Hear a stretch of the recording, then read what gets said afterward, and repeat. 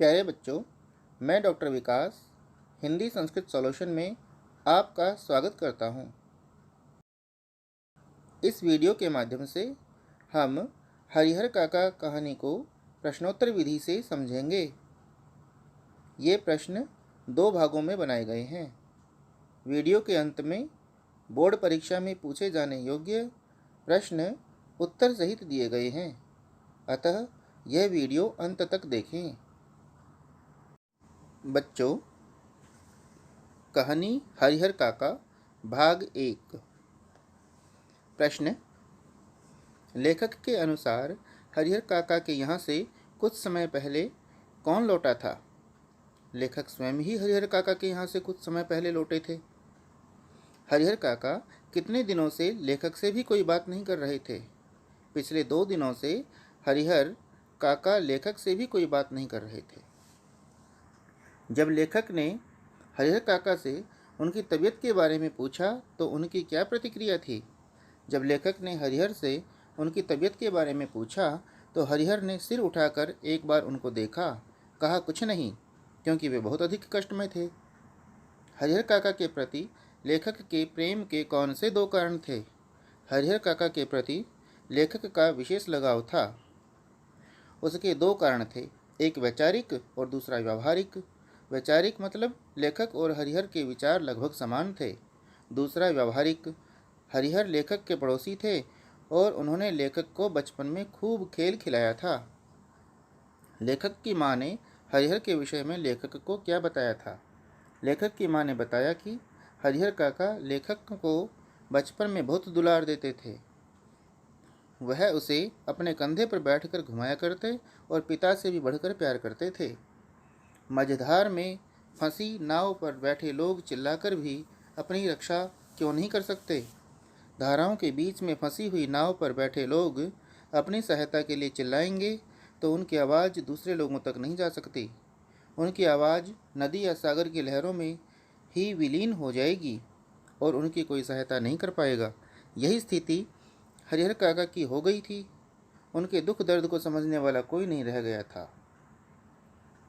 ऐसी कोई उक्ति नहीं जिसे कहकर वे मुक्ति पा सकें। अर्थ स्पष्ट कीजिए।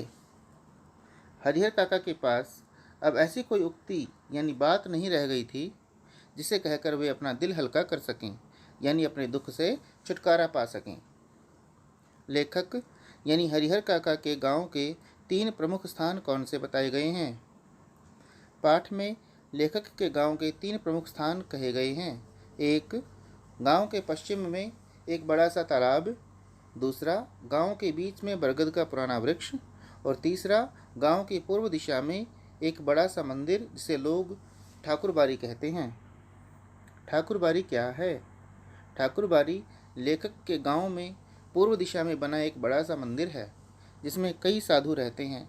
वहाँ लोग भजन कीर्तन सत्संग आदि सुनने जाते हैं। हरिहर काका के गांव में ठाकुरबाड़ी की स्थापना के विषय में क्या कहा जाता है? ठाकुरबाड़ी की स्थापना के विषय में कहा जाता है कि वर्षों पहले कोई एक साधु वहां रहने आए थे। वे पूजा पाठ करते थे। उसी स्थान पर गांव वालों ने एक चंदा इकट्ठा करके एक छोटा मंदिर बनवा दिया था, लेकिन अब वह इलाके का सबसे बड़ा मंदिर है। लोग खुश होने पर ठाकुरबाड़ी में क्या क्या दान देते थे? जब लोगों की मनोकामनाएं पूर्ण होती तो वे खुश होकर ठाकुरबाड़ी में तरह तरह के दान देते थे।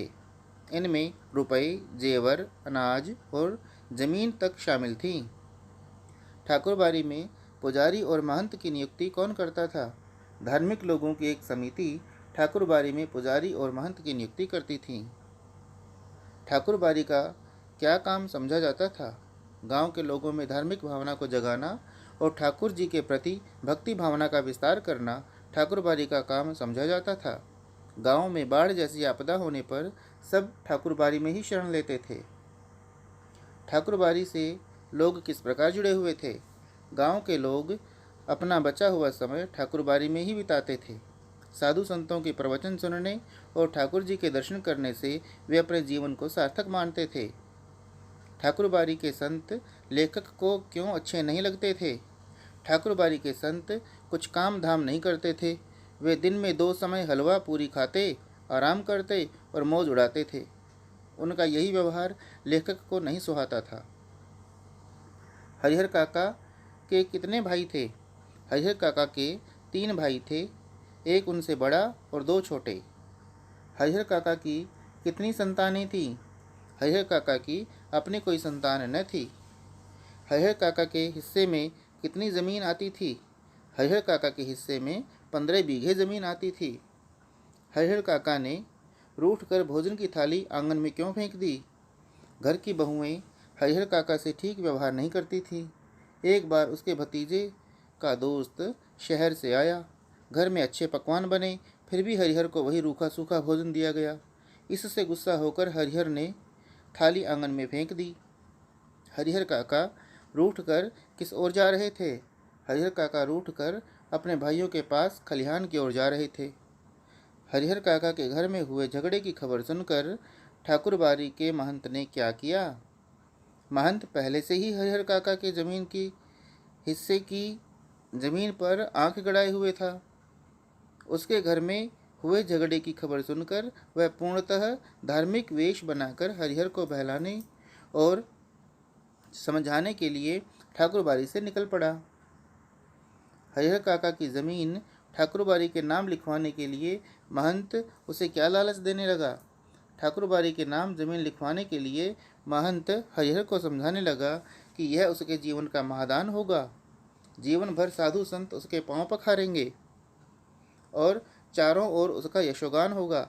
उसका पूरा जीवन सार्थक हो जाएगा। वह ठाकुरबाड़ी में रहे तो उसके लिए किसी चीज़ की कमी नहीं होगी।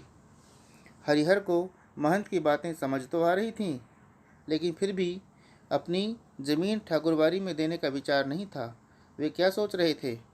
महंत जी की बड़ी बड़ी बातें हरिहर को समझ तो आ रही थीं, लेकिन फिर भी वह सोच रहा था कि अपने हिस्से की ज़मीन ठाकुरबाड़ी में देने से उनके भाइयों के साथ धोखा और विश्वासघात होगा। हरिहर के भाइयों को घर में हुए झगड़े यानी हरिहर की नाराज़गी का पता चला, तब उनकी क्या प्रतिक्रिया हुई? जब हरिहर के भाइयों को पता चला कि घर में ऐसा झगड़ा हुआ है और हरिहर नाराज़ होकर कहीं चला गया, तो उन्होंने अपनी पत्नियों को खूब डांटा। बच्चों, इस प्रकार यह इस कहानी का भाग 1 है। आगे अब हम भाग 2 के प्रश्नोत्तर करेंगे और कहानी को समझेंगे। भाग 2। प्रश्न 1। जब हरिहर के भाई उनको ठाकुरबाड़ी से ले आए तो हरिहर ने उनके व्यवहार में क्या परिवर्तन देखा? भाइयों की पत्नियों ने क्षमा मांगी और मेहमानों से भी बढ़कर हरिहर की खातिरदारी करने लगीं। 3 भाइयों की पत्नियां और 2 बहुएं, कुल 5 महिलाएं हरिहर की सेवा में हमेशा तैनात रहती थीं। हरिहर के मन में महंत के प्रति आदर क्यों हो गया था? हरिहर का अपने घर में बहुत आदर होने लगा था। यह सब महंत के कारण ही हो रहा था। इसलिए हरिहर के मन में महंत के प्रति आदर भाव उत्पन्न हो गए। हरिहर ने किसी के नाम जमीन लिखने के विषय पर किसके साथ विचार विमर्श किया? जब हरिहर के भाई उसे अपनी जमीन परिवार के नाम लिखने के लिए कहने लगे तो हरिहर ने लेखक से विचार विमर्श किया था। किसी के नाम जमीन लिखने के मामले में हरिहर ने अंततः क्या निर्णय लिया? हरिहर ने अंततः यह निर्णय लिया कि वे जीते जी अपने हिस्से की ज़मीन किसी के नाम नहीं लिखेंगे। महंत ने हरिहर काका की ज़मीन ठाकुरबाड़ी के नाम करवाने के लिए क्या अपराध किया? हरिहर से उसकी ज़मीन जबरदस्ती ठाकुरबाड़ी के नाम लिखवाने के लिए महंत ने उसका अपहरण करवा लिया और ज़बरदस्ती उसके अंगूठे के निशान ले लिए। हरिहर काका की खोज में निकले उसके भाई और उनके पक्ष वाले जब ठाकुरबाड़ी पहुँचे तो उनके साथ कैसा व्यवहार किया गया? जब हरिहर के भाई और दूसरे साथी उन्हें ढूंढते हुए ठाकुरबाड़ी की ओर गए तो वहां ठाकुरबाड़ी की छत से उन पर पत्थर और रोड़े फेंके जाने लगे। खिड़कियों से भी फायरिंग शुरू हो गई। हरिहर काका के भाई जब अपने साथ पुलिस लेकर ठाकुरबाड़ी पहुंचे तो पुलिस ने वहां क्या देखा और अपनी ओर से क्या किया? जब हरिहर काका के भाई अपने साथ पुलिस लेकर गए तो पुलिस ने वहां सब सुनसान पाया। उन पर कोई फायरिंग नहीं की गई। इस पर पुलिस ने ठाकुरबाड़ी को घेर लिया और सुबह होने का इंतज़ार करने लगे। अपहरण की घटना के बाद महंत के प्रति हरिहर के विचार किस प्रकार बदल गए? हरिहर काका जिस महंत को आदरणीय और श्रद्धेय समझते थे, अपहरण की घटना के बाद उनको समझ आ गया कि वह दुराचारी, पापी और बदमाश है। पुलिस को ठाकुरबाड़ी में कौन मिला? सुबह होने पर जब ठाकुरबाड़ी का फाटक खुला तो वहां पुलिस को एक बहुत बूढ़ा साधु मिला। ठाकुरबाड़ी में पुलिस को हरिहर काका किस हालत में मिले? ठाकुरबाड़ी में एक ताला लगी हुई कोठरी में पुलिस को हरिहर काका मिले। उनके हाथ पांव बांधकर मुंह में कपड़ा ठूंसा हुआ था। वे बहुत घबराए हुए थे। महंत, पुजारी और दूसरे साधु पुलिस को ठाकुरबाड़ी में क्यों नहीं मिले? पुलिस के आने से पहले ही ठाकुरबाड़ी का महंत, पुजारी और साधु संत दूसरे रास्ते से भाग निकले थे। शायद उन्होंने पुलिस को आते हुए देख लिया था। साधुओं द्वारा एक बार अपहरण की घटना के बाद हरिहर काका को उसके परिवार के लोग कहाँ रखते थे? इस अपहरण की घटना के बाद हरिहर के भाई उसे कड़ी सुरक्षा में रखते थे। उन्होंने उनकी सुरक्षा के लिए अपने रिश्तेदारों के यहाँ से पहलवान आदि भी बुलवाए थे। जब हरिहर के भाइयों ने उनकी सुरक्षा कड़ी कर दी तो ठाकुरबाड़ी के दृश्य में क्या बदलाव आया? ठाकुरबाड़ी का भी पूरा दृश्य बदला बदला नजर आने लगा। वहाँ बदमाश और खूंखार किस्म के लोग रहने लगे। बच्चों ने तो ठाकुरबाड़ी की ओर जाना ही बंद कर दिया था। भाइयों से मिल रहे आदर, सम्मान और सुरक्षा के विषय में स्वयं हरिहर का क्या विचार था? अब हरिहर समझ गया था कि उसके भाइयों से जो आदर, सम्मान और सुरक्षा मिल रही है वह उसकी ज़मीन के कारण ही है। इससे उसके सगे भाई होने का कोई संबंध नहीं है। जब हरिहर के भाई अपने नाम जमीन लिखवाने के लिए उसे समझाते समझाते हार गए तब उन्होंने क्या किया? हरिहर के भाइयों ने हरिहर को जान से मारने की धमकी दी और ज़मीन के कागज़ों पर ज़बरदस्ती अंगूठे के निशान देना शुरू कर दिया। उसे खूब मारा और पीटा। जब हरिहर के भाइयों ने उसे जान से मारने की धमकी दी तो भी हरिहर नहीं डरे। क्यों? हरिहर जान रहे थे कि उन्हें अपनी और अपनी ज़मीन की सुरक्षा खुद ही करनी है। पहले उन्हें जान से मारने की धमकी महंत से मिल चुकी थी। ऐसी परिस्थितियों का ज्ञान होने पर व्यक्ति डरता नहीं है, फिर तो वह मुकाबला करने के लिए तैयार रहता है। इसलिए उसके भाइयों के द्वारा मारने की धमकी मिलने पर भी हरिहर नहीं डरा। पुलिस ने हरिहर को भाइयों के पास से किस हालत में बरामद किया? हरिहर के भाइयों ने उसे बहुत मारा था। उसकी पीठ, माथे और पैरों पर जख्मों के निशान थे। वह घबराहट के कारण कांप रहा था और फिर बेहोश हो गया। गांव के एक नेताजी हरिहर के पास जमीन के विषय में क्या प्रस्ताव लेकर आए? गांव के एक नेता हरिहर की ज़मीन पर हरिहर उच्च विद्यालय के नाम से एक हाई स्कूल खोलने का प्रस्ताव लेकर उसके पास आए थे। हरिहर ने नेता का प्रस्ताव क्यों नहीं माना? हरिहर अब तक समझ चुके थे कि इस दुनिया में सभी रिश्ते स्वार्थ के हैं। कोई आदर सम्मान करता है तो स्वार्थ के वशीभूत होकर, कोई मीठी बात करता है तो भी स्वार्थ से ही करता है। इसलिए अब सब तरह से उसका मन ऊब चुका था। अब वे किसी पर विश्वास नहीं करना चाहते थे।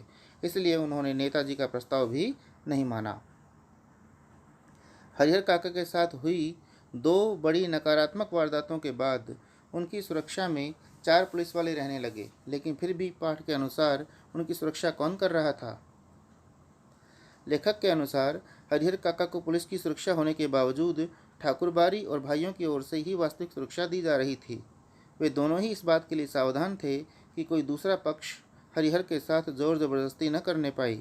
इसलिए ये दोनों पक्ष ही अपनी अपनी ओर से उसकी सुरक्षा का इंतज़ाम कर रहे थे। बच्चों, अब हम कुछ ऐसे प्रश्नों पर चर्चा करेंगे जो कि बोर्ड की परीक्षाओं में पूछे जा सकते हैं। प्रश्न 1, हरिहर काका को किन यातनाओं का सामना करना पड़ रहा था? हरिहर काका ने अपने जीवन में अनेक कष्ट झेले थे। उनकी भाभियाँ उनका अपमान करती थीं। एक बार ठाकुरबाड़ी के महंत ने उनका अपहरण करवा लिया और जान से मारने की धमकी दी। उनके भाइयों ने भी उन्हें खूब मारा पीटा था और ज़मीन में गाड़ देने की धमकी दी थी। प्रश्न 2, हरिहर काका पाठ के माध्यम से कौन सी सामाजिक दुष्प्रवृत्तियों का उल्लेख होता है? लेखक ने इस पाठ के माध्यम से टूटते हुए पारिवारिक और सामाजिक रिश्ते को दर्शाया है।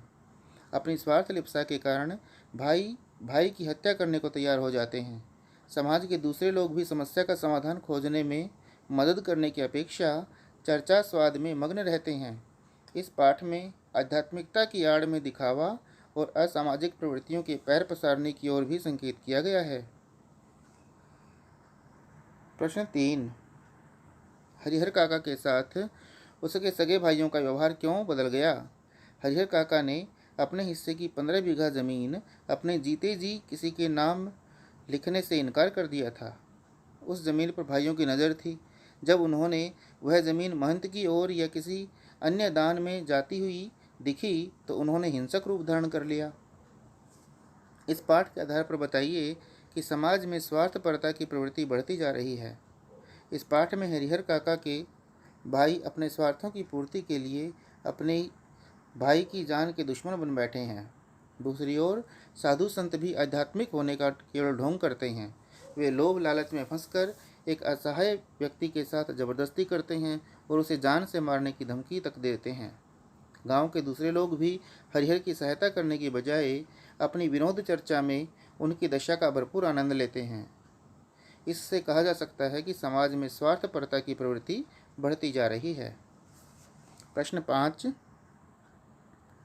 हरिहर काका शिक्षित नहीं थे, फिर भी दुनिया की बेहतर समझ रखते थे। इस पाठ के आधार पर स्पष्ट कीजिए। हरिहर काका अनपढ़ अवश्य थे, परंतु दुनिया की अच्छी समझ रखते थे। वे भाइयों के व्यवहार से जान गए थे कि उसके भाई जमीन के कारण ही उसकी सुरक्षा और देखभाल कर रहे हैं। महंत भी उसकी ज़मीन हथियाना चाहता है। हरिहर गांव के और लोगों की ऐसी अपनी जैसी स्थिति को देखकर समझ गए थे कि किसी और के नाम जमीन लिख देने से रामेश्वर की विधवा पत्नी के समान उन्हें भी रोटी नसीब नहीं होगी। प्रश्न 6, आज की युवा पीढ़ी को इस पाठ से क्या प्रेरणा लेनी चाहिए? इस पाठ के माध्यम से आज के युवाओं को सीख लेनी चाहिए कि वे पारिवारिक, सामाजिक, आर्थिक और आध्यात्मिक रूप से जागरूक बनें, रिश्तों में संतुलन बनाएं, अपनी सामाजिक जिम्मेदारियों का निर्वाह करें और अंधविश्वास में न पड़कर आध्यात्मिकता को अपने जीवन में उचित स्थान दें। धन लोलुपता नैतिक पतन का कारण बन सकती है। कहानी के आधार पर हरिहर काका का चरित्र चित्रण कीजिए। हरिहर काका एक संस्कारवान और धार्मिक प्रवृत्ति के व्यक्ति थे। उनकी 2 पत्नियों की मृत्यु होने पर भी उन्होंने अपनी बढ़ती उम्र और संस्कारों के कारण तीसरी शादी करने से मना कर दिया था। उनका अधिकतर समय ठाकुरबाड़ी में नहीं बीतता था।